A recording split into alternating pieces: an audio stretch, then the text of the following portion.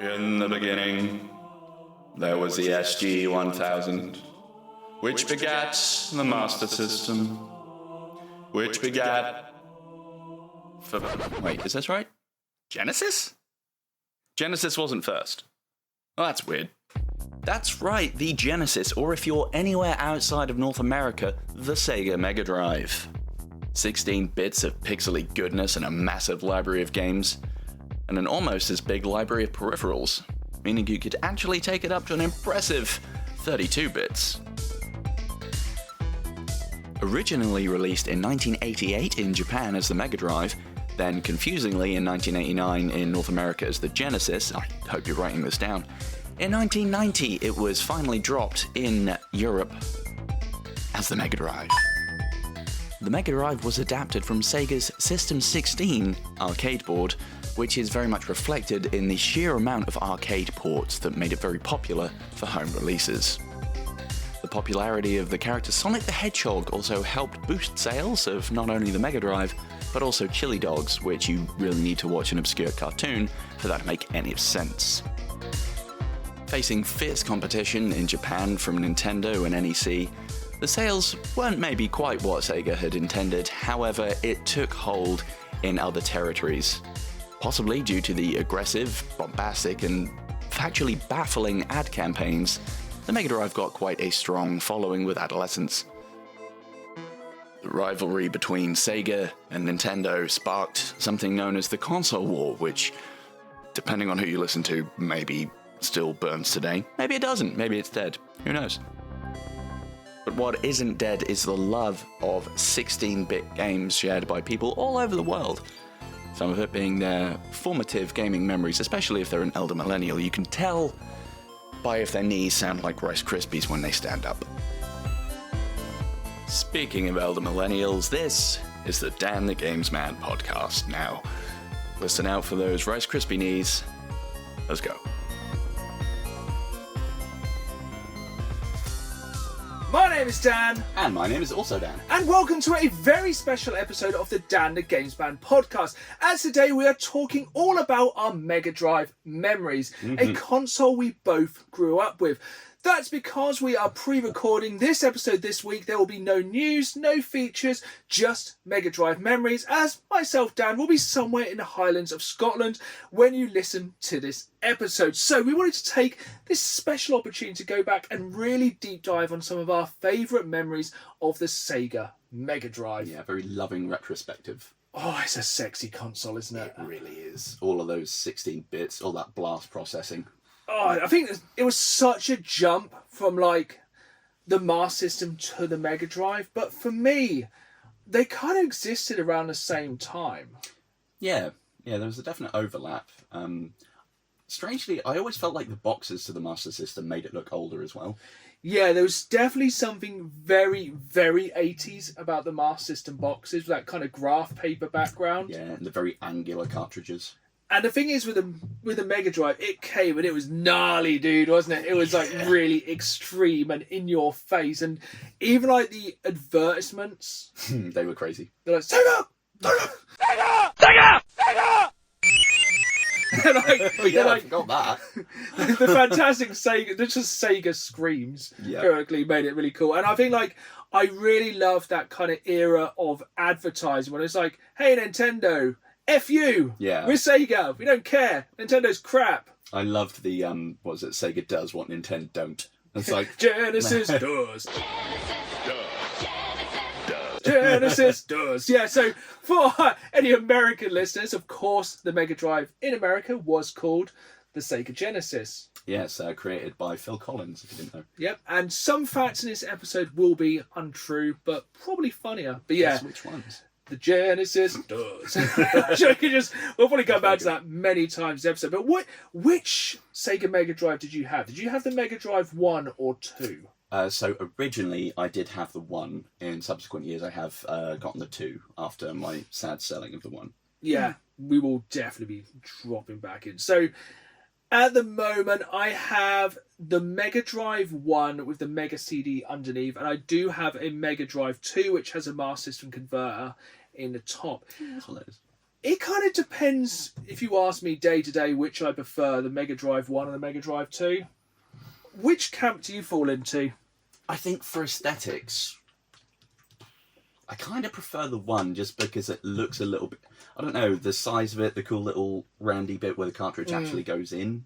But I think for sort of use purposes, I prefer the 2 because there's less of a risk with a little analog 100%. switch. Especially like here, remembering this console released in 1990 here in Europe. It old now, yeah. like us. Yeah.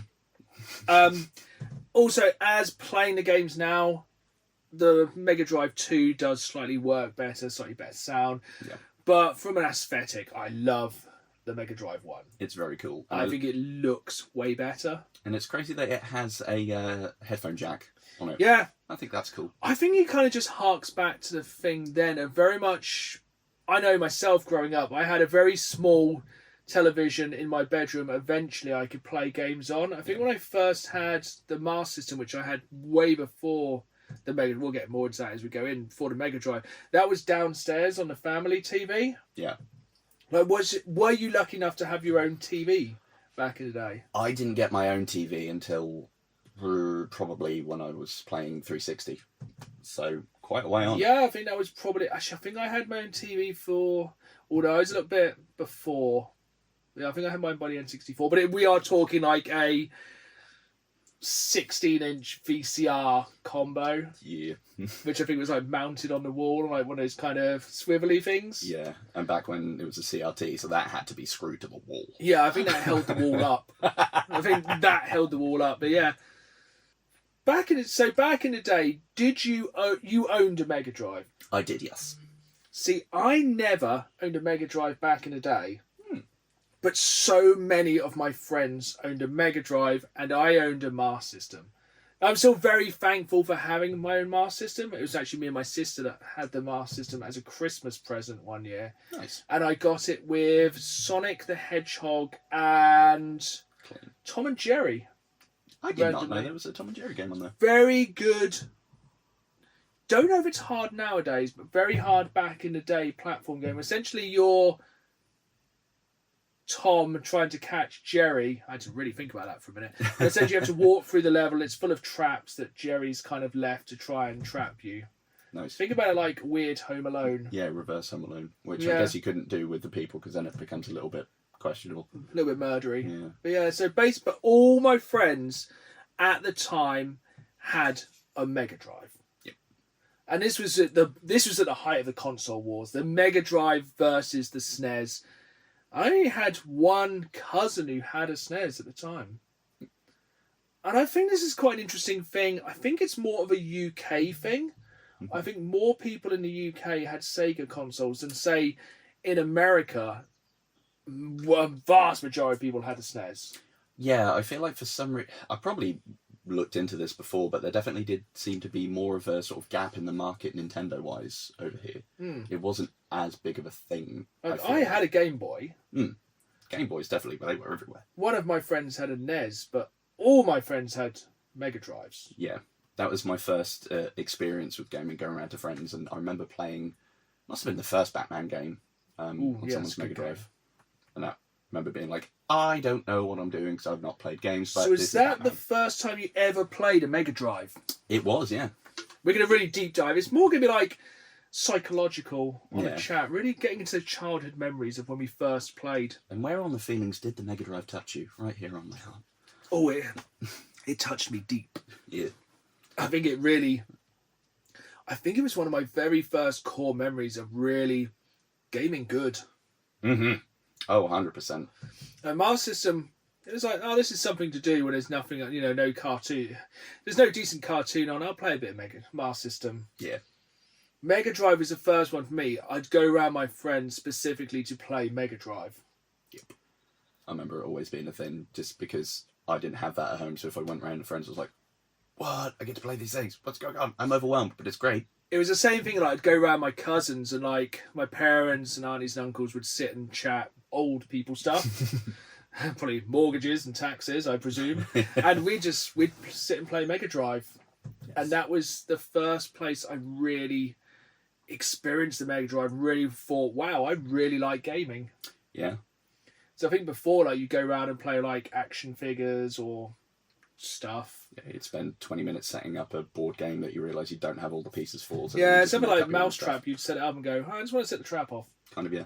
But yeah, then it was like, you'd go around and it'd be like a new Mega Drive game. So do you remember what your very first Mega Drive memory was? I think,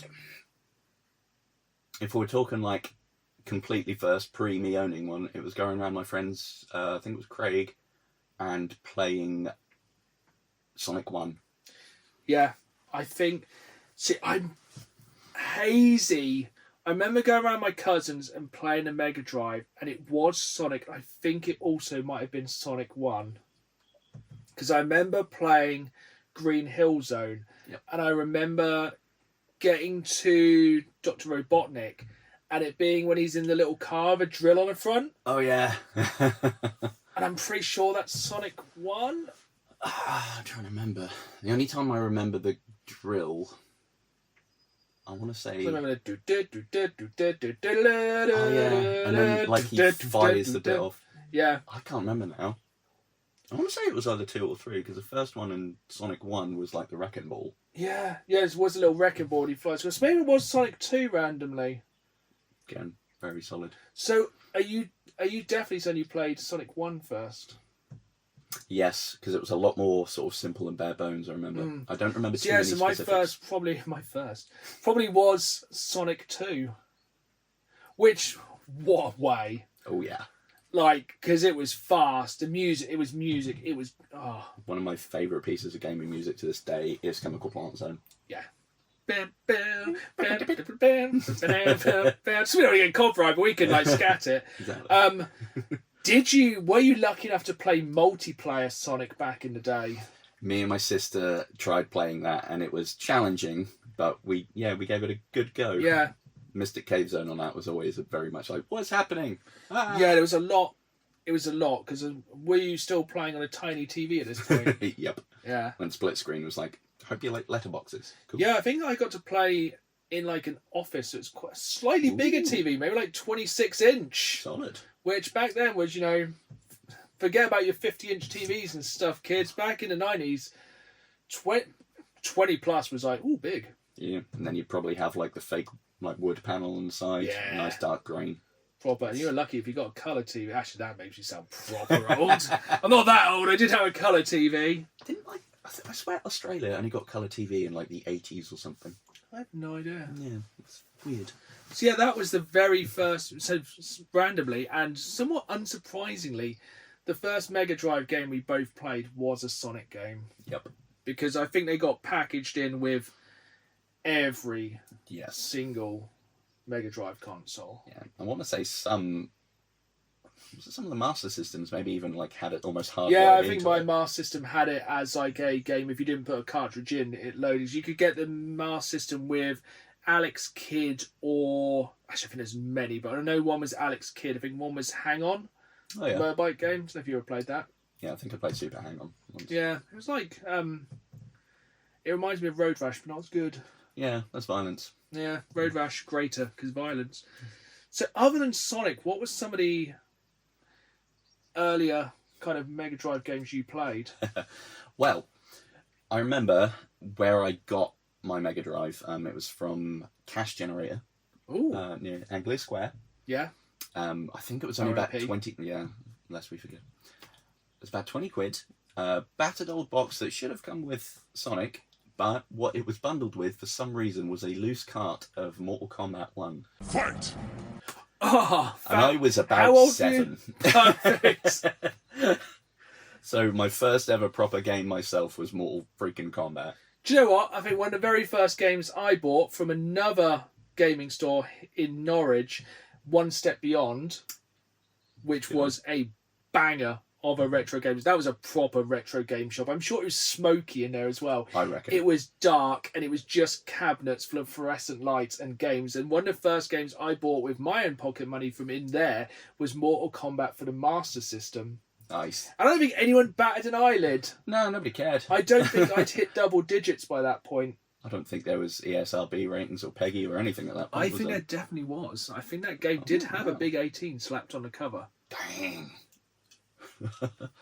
Yeah, so my first thing, I had no manual with it, no idea how anything works. That must have been fun to learn to play without the internet. Figuring out how specials worked or anything like that.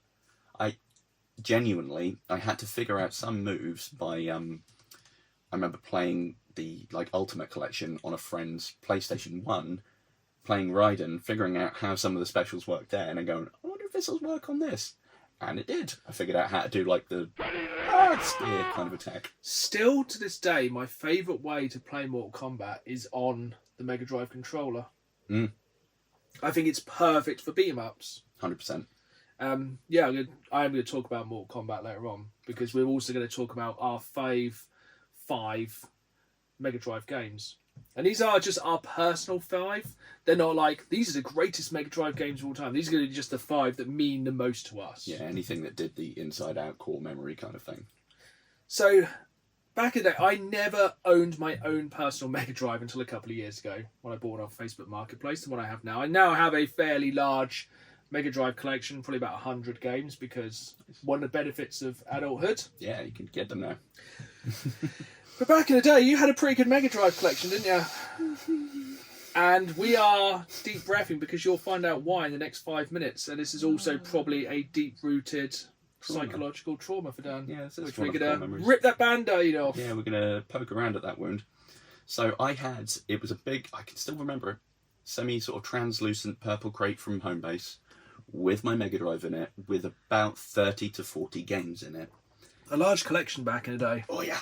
And I remember, when was it? It would have been sort of mid-2000s, probably.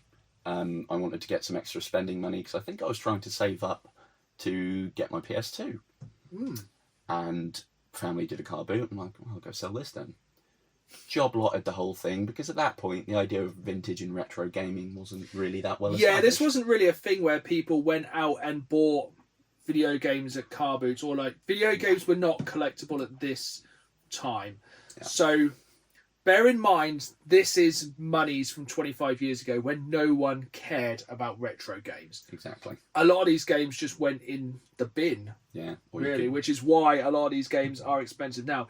Best case scenario, a lot of these games back in the day went into the attic and didn't come out. Yeah. Worst case, this. Yeah. I sold that whole box for about 30 quid. Now you might think, it's not too bad. Inflation. Exactly. About £69. Yeah. God's sake. We're going to joke about this somewhere, because the punchline ain't great. Yeah. In this collection, I had Batman, Revenge of the Joker. Oof. Ninja Turtles Hyperstone Heist. £110 roughly. Yeah. Easy. Castlevania, what was this one called? The New Generation? New Generation, because it could be called the New Blood, because UK. Which, depending on where you look on eBay, I found one listing that for some reason was north of £1,000. Don't know why. And many, many, many others that. Yeah, I think a lot of the games you had are basically the creme de la creme of the Mega Drive games. Yeah, for retro collectors. Yeah. So, whoever bought that, I'll find you. Yeah, I kind of hope somewhere that person's going, uh-oh. Somebody's found. But yeah, it's a tough thing, because back in the day, for me, video games came at Christmas and birthdays. Yeah. And for me, Christmas and birthday are 10 days between. Oh, yeah. So I'm so close. So it's once a year I would get new games. So the main way I experienced a majority of games I played up until my teens was going round friends to play them. And I had a lot of friends. I had a lot of close friends who had Mega Drives. Yeah. And, that's where I've got a lot of my core memories of some of my favourite games from back then. Yeah. Going around friends and playing these games. And I think the thing is, it was quite rare to have a friend who had, like, I think it's quite rare that you had 30 to 40 games. Yeah. I think that's a large game collection. Looking around now is like adult money. But like back in the day, you know, I think only certain kids had like very large game collections. But we always had that one friend who seemed to always get the new games. Yeah. I had one friend, and every week he would get a new game, which is pretty crazy. That's cray. Yeah. So yeah, I think he had pretty much the definition of a perfect Mega Drive collection. Must have easily been north of 50 games. And that's where I experienced a large majority of the games I played. Yeah. And we played these quite late. So a lot of the games I played at his house would have been the kind just before the N64 came out. Yeah. And I only know that because he traded in his entire Mega Drive collection to get the N64 with Mario 64, and I think that might be about it. Oh, buttons. And there was there was every Sonic game there, mint. Like, he was one of these kids who would put the games on the shelf, but all the cartridges were in a separate cartridge holder, so all the instructions were perfect. Everything lined up on the shelf. I remember he had all the Blue Spine games and all the separate games all together. And he also used to always buy Games Master magazine or strategy guides. So one of us would be like, this is one of my favourite Mega Drive memories, is sitting and playing Ultimate Mortal Kombat 3. Oh, yeah. One of us playing and then getting to fatality. It's like, right, you need to up, down, left, right, B, A, C, B, A. And it's like, like reading it from this strategy guide. And he put it in. We would like watch it like these like 10-year-old kids sitting on this bed watching somebody being ripped apart by a dragon in like 16-bit. Pulling out their spine, getting a cabinet dropping. Oh, it's still to this day one of my favourite Mega Drive games for that reason. Just because it holds such memories. One I haven't actually bought myself yet because there was Mortal Kombat 2, Mortal Kombat 3, Mortal Kombat Ultimate. Then I think it's all Mortal Kombat 3, which is the more expensive one. It's about a £65 game. Guess what? Had it? I had it. Yeah. It was, for me, I think it's a definitive version of Mortal Kombat 3, even though it is on other consoles. For me, it was the Mega Drive version for those memories. 100%. I did like as well that you weren't hampered if you didn't have one of the more fancy controllers, because you could then get the ones with 6 buttons and some shoulder bits where you could map other things to. Maybe you'd get extra things like, you know, high punch, low punch, whatnot, but you could still get by with a standard 3 button. So did you obviously had a standard 3 button back in the day? Yeah. Did you also have the 6 button? I had not only a 6 button, but I had one that had a weird L-shaped adapter on it. So it would either work with Mega Drive or SNES? Yeah, I presume SNES. Was it like one of the Competition Pro ones? It was, yeah. Was it one that had like all the little different coloured switches at the top? It was. So you could like do turbos, you go just punch.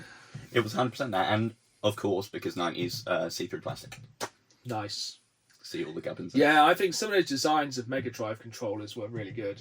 I Like do really like the Mega Drive arcade stick. I think that's pretty cool as well. That's a good one. That's a really good one, especially that's quite good for Mortal Kombat actually. Yeah. So, did you have a lot of friends you went round and played Mega Drive games? So strangely, no. To be fair, Were you the friends people came to, or did you just sit there and lord over your games by yourself? Pretty much the latter. I was like Smaug, just like sitting on the wall with a You're horde. precious, just like, Like anyone wants to play, and I just hiss. But yeah, because I think when I got it, it was so late into the life cycle, or even maybe post, and most people were then moving on to PlayStation. Yeah. That it was just kind of like, yeah, I'll pick up loads of games. That's why I had so many. You could go to Cash Generator, you could go to shops like that and get them for about £2 or £3. Yeah, I've actually got Mega Drive games in my collection which have price stickers on of like 99p and stuff like that. Baller. Because that was at a time when no one cared about retro games. Yeah. They were just old. It was like, we don't want them. We want the new PlayStation games. Yeah, we don't want things to look nice in 16-bit. We want polygons where you can't see what's happening. Yeah. But then again, we're still way into the years of CRT TVs at that point. Oh yeah, 100%. You know, no one really went into HD or 4K for a long while after that. Yeah, Nintendo's only just getting there. Thursday. Wait, no. Too late now. Oh, yeah. Time travel. We're recording many podcasts at once, so it gets very, very confusing. So you had the 6-button Mega Drive controller. Mm-hmm. Did you ever have the Menacer? I didn't, and I recently saw that when we were at the gaming market the other month. Yes. And that was very fun. It is something I don't have in my collection yet. I do want it in my collection, even though... So if you don't know, the Menacer is the light gun for the Mega Drive. By the light gun, it's a like bazooka. It's like a giant thing which has like 2 eye holes and a scope. It's absolutely insane. It's so 90s. It's unreal. It really looks like one of the stupid tennis ball weapons they'd give him in the OG Gladiators. Yeah. Which I like about it. And it's absolutely fantastic. And the thing is, it's only got about 6 or 7 games. And the only way to play it is using a CRT TV because it uses the screen to like bounce the signal back off. That's how light gun games work. Yeah. And I did play one back in the day. A lot of the games were like a bit meh, but one of my favourite games, which was in the local arcade where I grew up in Cromer, was Terminator 2 Judgment Day, the arcade machine. Yeah. Did you ever play that? Yeah. With the 2 giant machines that literally went like that and literally probably gave you like just trembles. Carpal tunnel syndrome. Just be shaking for like hours afterwards. The rumble on those was so aggressive. It was ridiculous. And that game was ported over to the Mega Drive. Nice, I didn't know that. Yeah, you could play it using the Menacer, but I think back in the day I actually played it using the controller and it was garbage. Yeah. Because with a lot of light gun games back in the day, you could play them using a controller if you're a sadist. Yeah, just I want to slowly move across the screen now. It's like the do you remember those kind of on-rail bits on Alien Storm?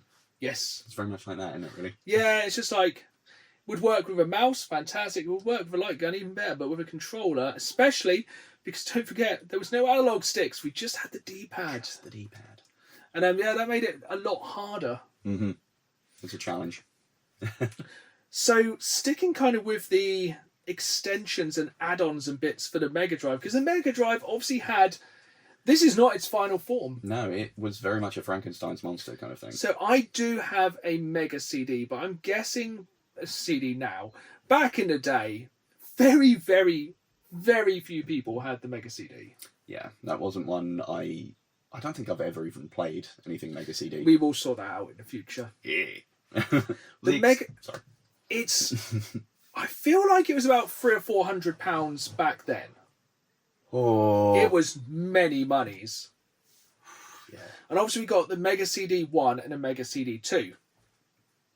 Was there much of a difference? Once again, like the Mega Drive 1 and Mega Drive 2, if I'm side-eyeing, it's because I'm literally looking at it in front of me going, oh, I love you.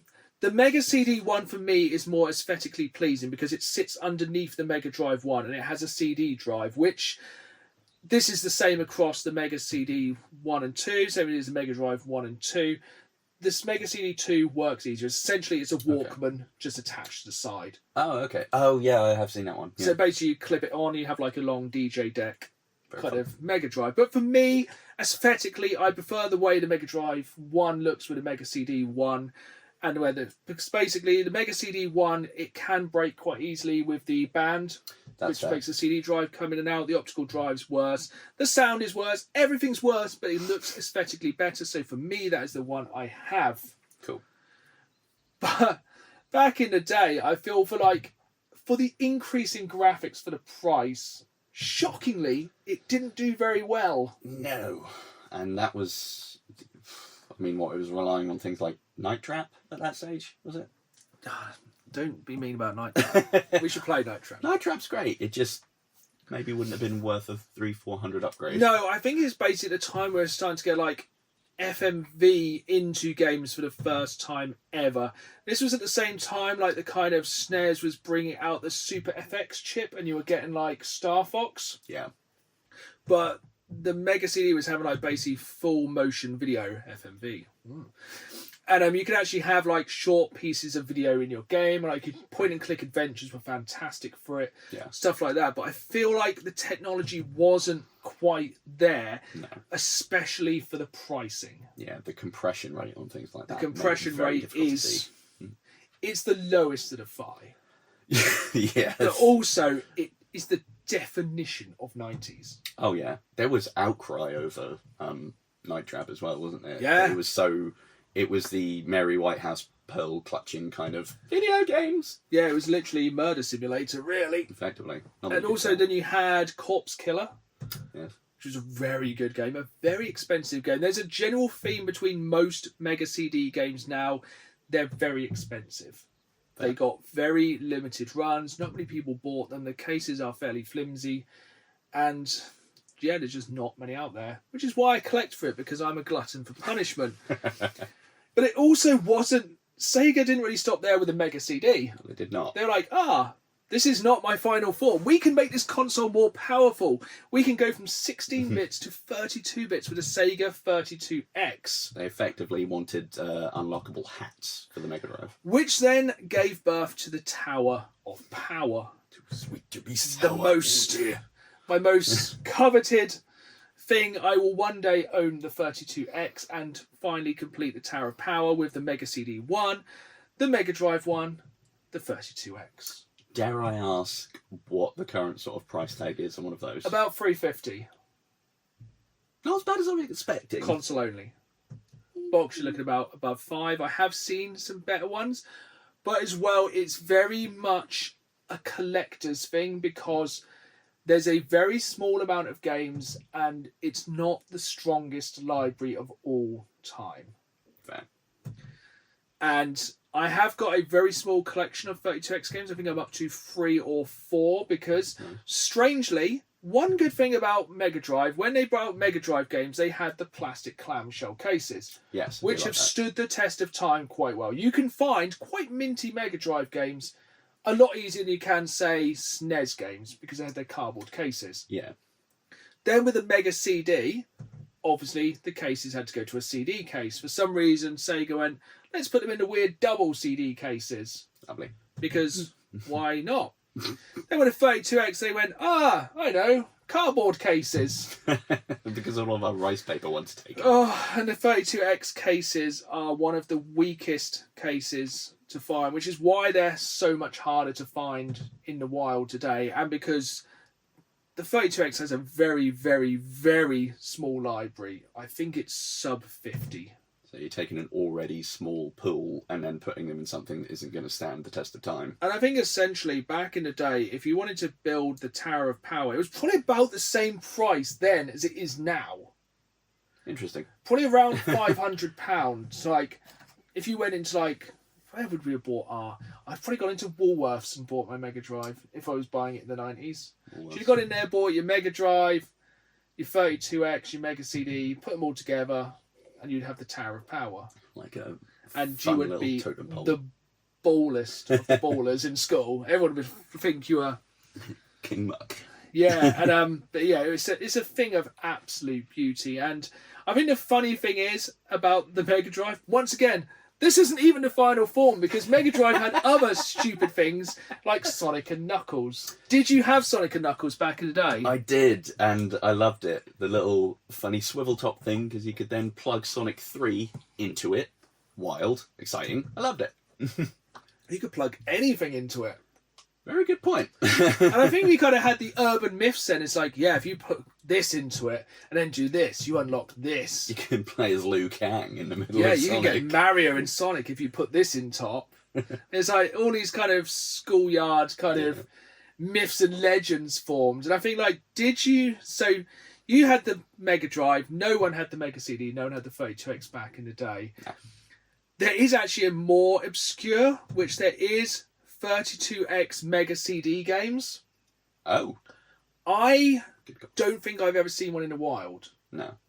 They are the rarest of the rare. So it's a game which needs the 32X and the Mega CD to run. It's a CD-based game which needs the processing power of both to run. The crazy thing is, when you have the 32X, when you build the Tower of Power, it requires 3 power supplies. God's sake. The Mega Drive, the Mega CD, and the 32X each have their own individual power supplies. And it requires all the computing power of those three to run a Mega CD. First Mega CD 32X game or 32X Mega CD game. There's an even smaller amount. Two of them are Corpse Killer, a separate 32X Mega CD release, and also Night Trap. Separate release once again. But there was still more crazy things you could plug into your Mega Drive. Like, did you ever have a Game Genie back in the day? I did. I remember a friend of mine, like, he had a collection of things and was like, no, I don't care anymore. I've gone on to disc-based systems. Do you want this Game Genie? I'm like, yeah, I do. Bring back Game Genie. Love it. I love it. I have a Game Genie for the Mega Drive because some of those games are hard, and being able to have, like, infinite lives, stuff like that. Some Absolute games I baller. only managed to do because of that, I think. And also, then you can make more power. Just stack your Game Genie on your 32X and put your... So you can have Game 32X... No, let's start at the bottom. Mega CD, Mega Drive, 32X, Game Genie, Sonic and Knuckles, random game. I'm going to vote Turbo Tournament 96, so then you could plug in 2 extra controllers into the top of the tower. Yeah, because obviously the Mega Drive could only take 2 controllers, theoretically, and was it one of the Micro Machines games at first? Did it, so you could have 4-player co-op? Yep, which is crazy. Never done it. Don't think I had 4 friends at the same place.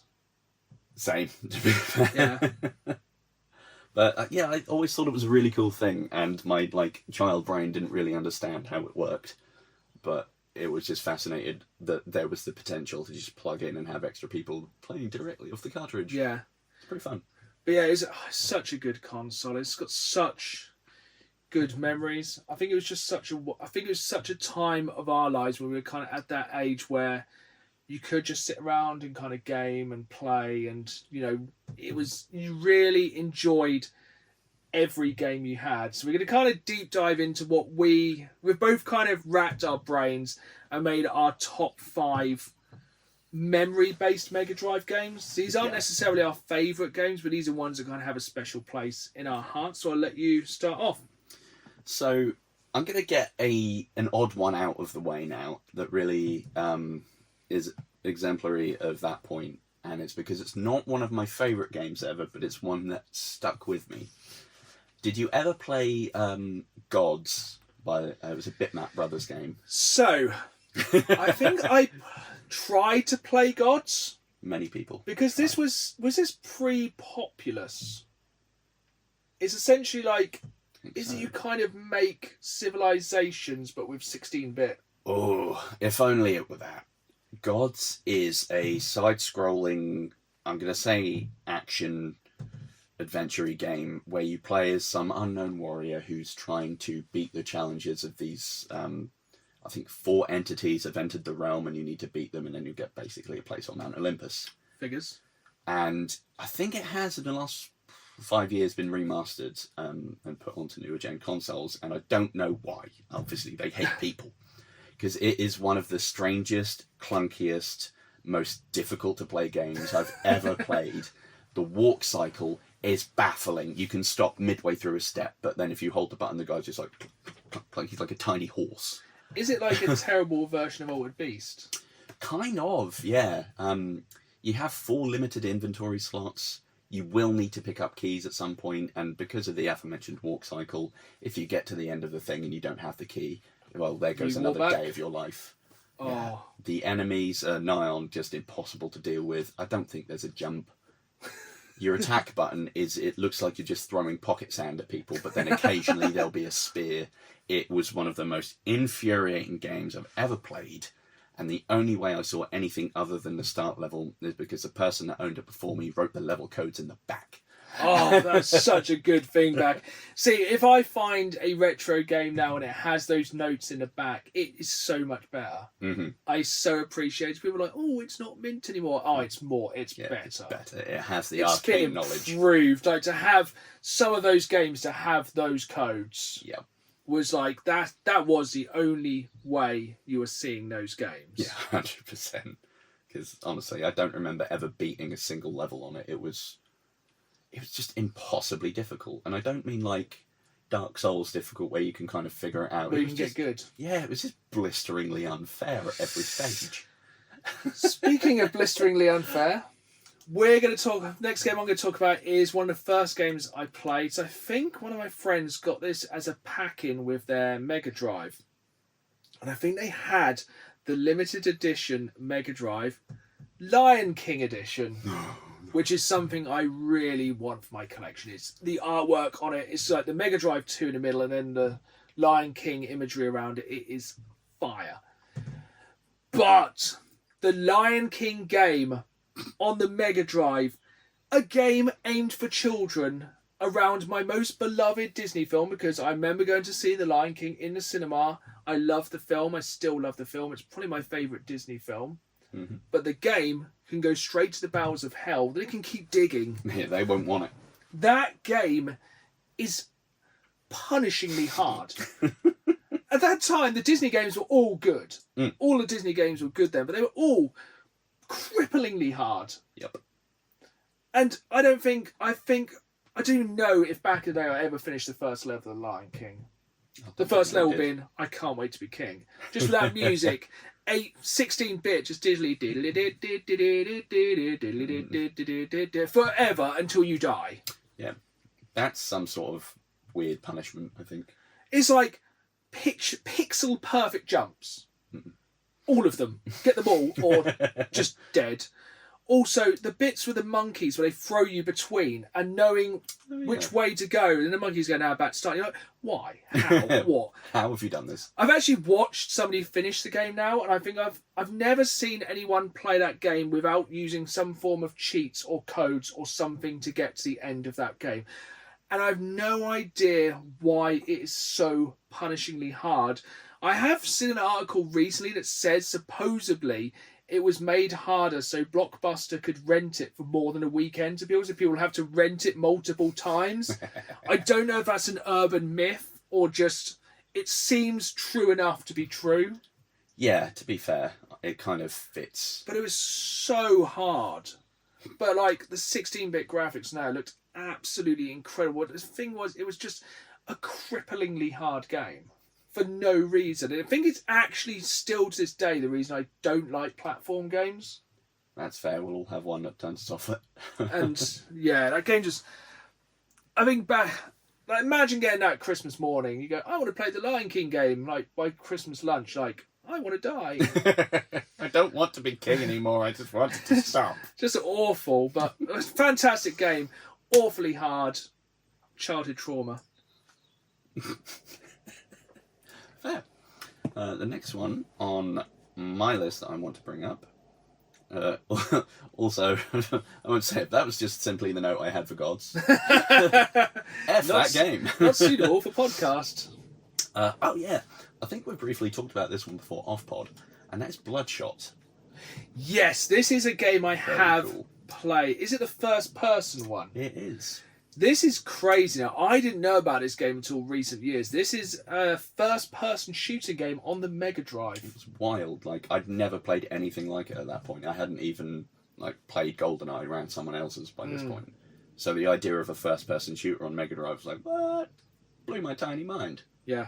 It's a fascinatingly strange game. I remember having quite a limited colour palette. So each level was kind of just like vaguely blue or red or something, just so you knew where you were. And it was kind of a labyrinthine maze type game. You'd get to the middle, you'd have to kill the boss and then make it back to basically extract. Yeah, it's basically a bit like Pac-Man. Kind of, yeah. Yeah. Huh. Yeah.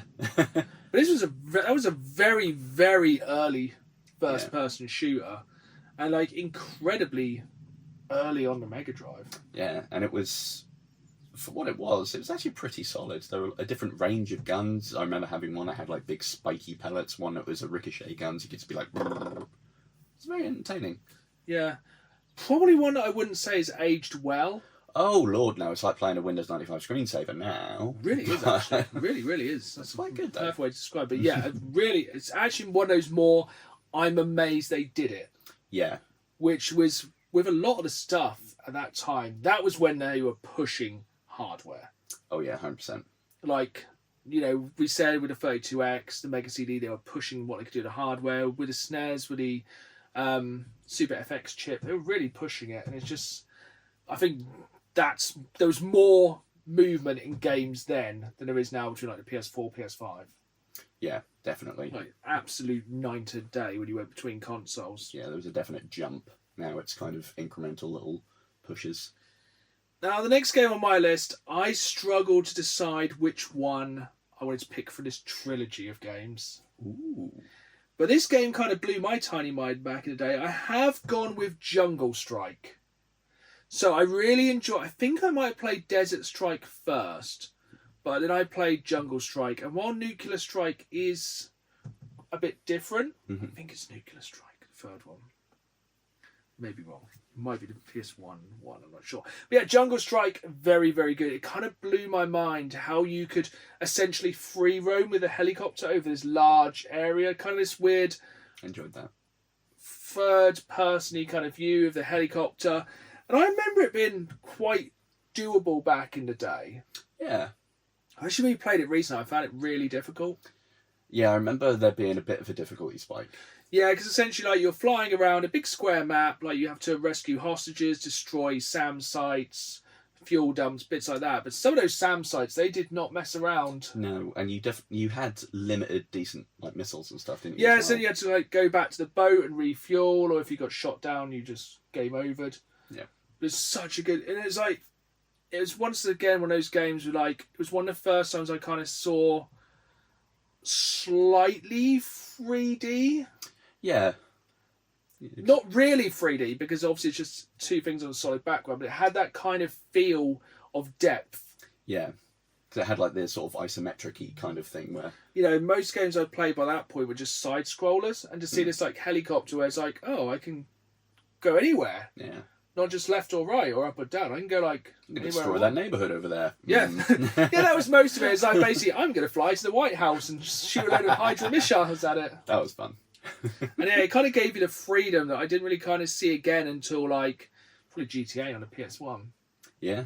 A kind of like free roaming, kind of do what you want. It was like kind of, yeah, it's just one of those really cool games. It kind of stuck with me as being something really, really different back then. Yeah. It was probably like the earliest attempt at a sandbox kind of game Yeah. I ever played. Yeah, essentially it was like, here's some things, do them or don't. I think I remember my copy of Desert Strike. It was one of the weird kind of big cartridges with the yellow EA clump made on it. slightly different cartridges, yeah, because EA. Yeah, because Back when EA were nice. So I'm going to kind of be cheeky here, as you just said you were going to pick one from a trilogy. I'm going to double down and be more annoying. And I'm going to say Mega Game Collection 2. It was one of the first games that I remember. I got it from a car boot, and this was the one that had Revenge of Shinobi, Streets of Rage, and Golden Axe.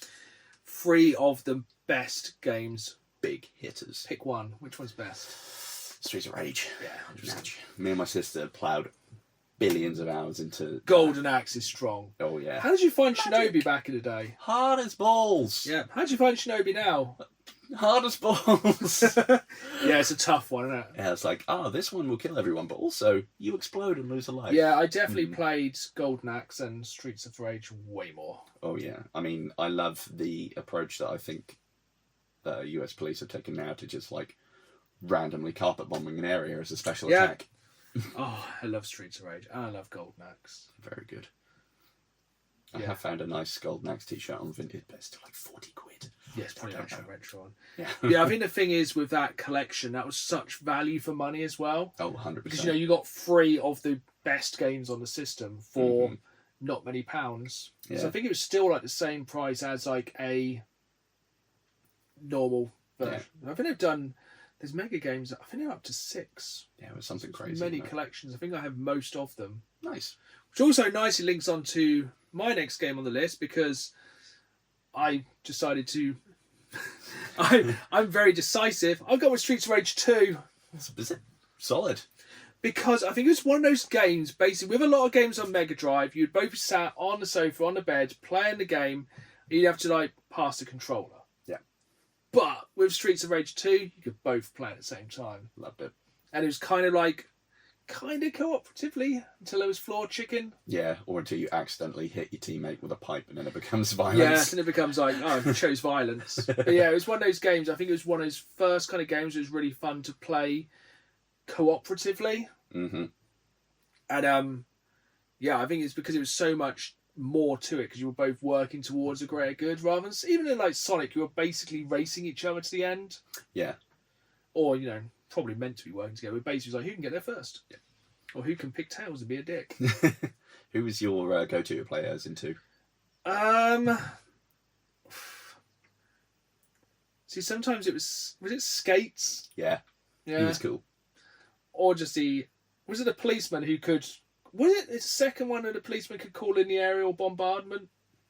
I think that might have been in 3, maybe.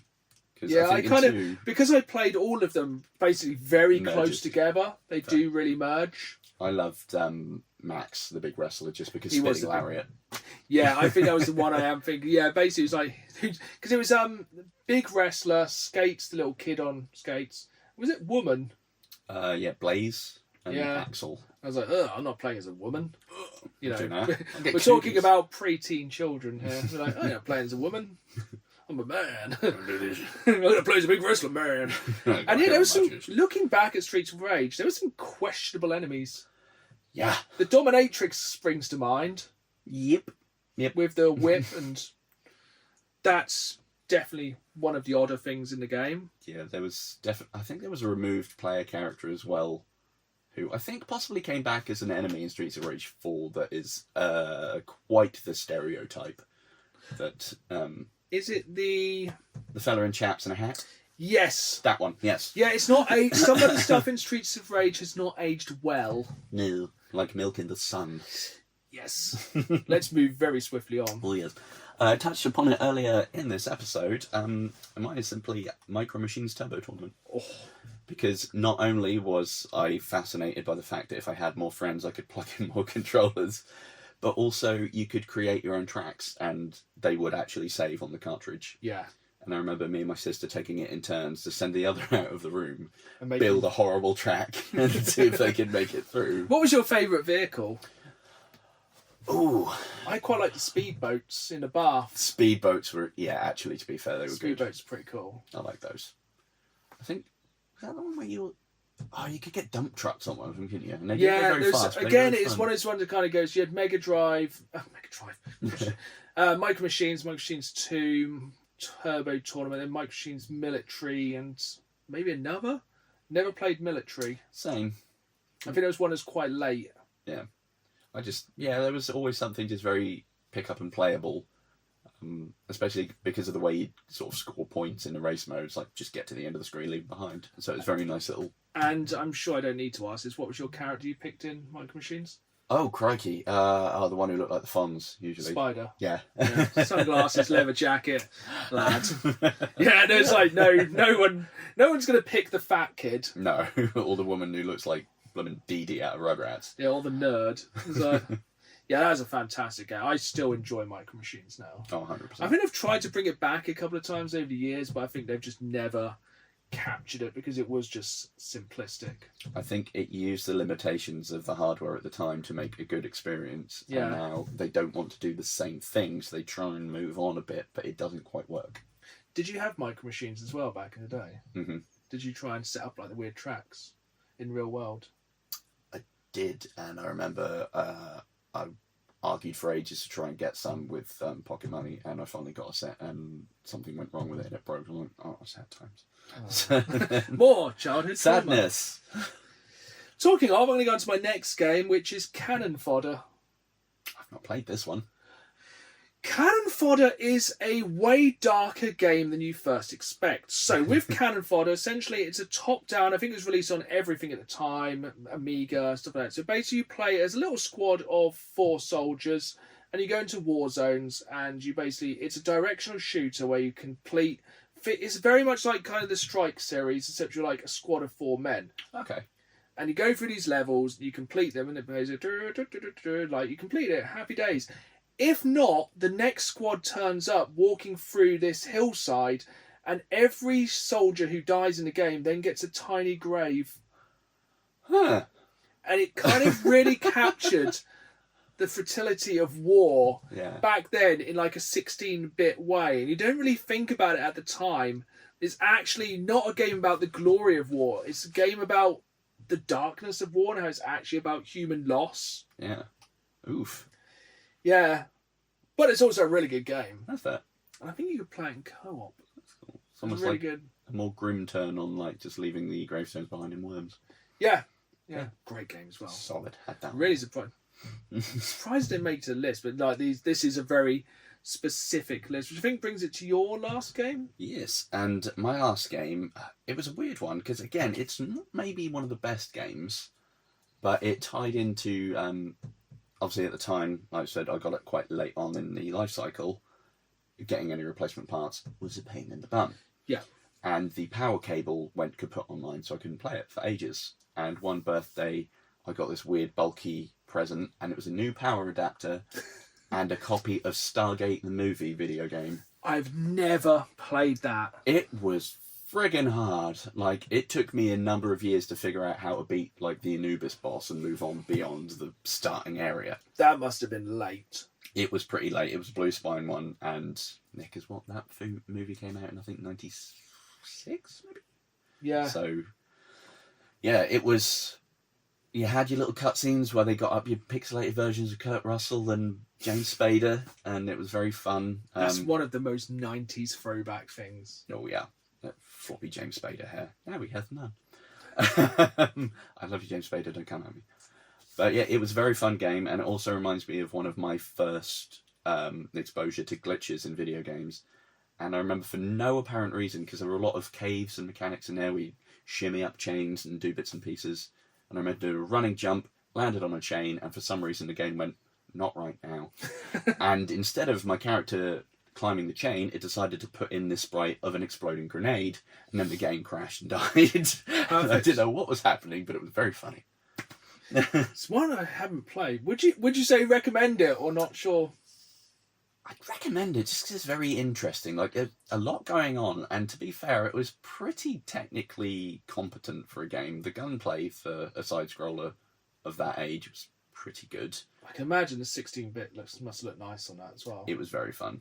I never got too far into it to get any of the cool stuff. I remember I think I just about got to where you could get a ring teleporter and go after something worse. I love like how so many of these games, you've seen like the first few levels, that's it. Yep. And then you're like, don't know, it's a mystery to all now. Yeah. Yeah, if you ever get a chance to have a look at it, I would.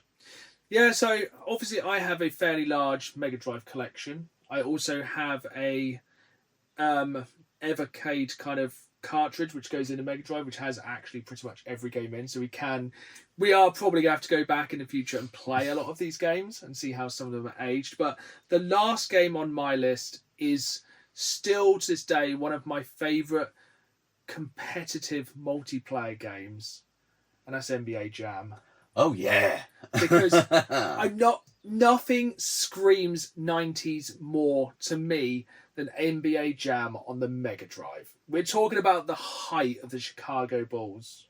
Very fun game. You know, that's when basketball was everywhere. Like Edge, everyone had wanted. Not many people have. Everyone wanted Air Jordans. Yep. Big basketball shorts, vests. White Men Can't Jump, NBA Jam. Space Jam. Yeah. It was all up there. It was Basketball was the thing back then. And NBA Jam, boom shakalaka. Yes. It's like, it was such a simple 3-on-3 basketball game. I think you can play it cooperatively or competitively, but it's one of the first games I remember playing against a friend and just actually really enjoying the thing of playing against each other. Yeah.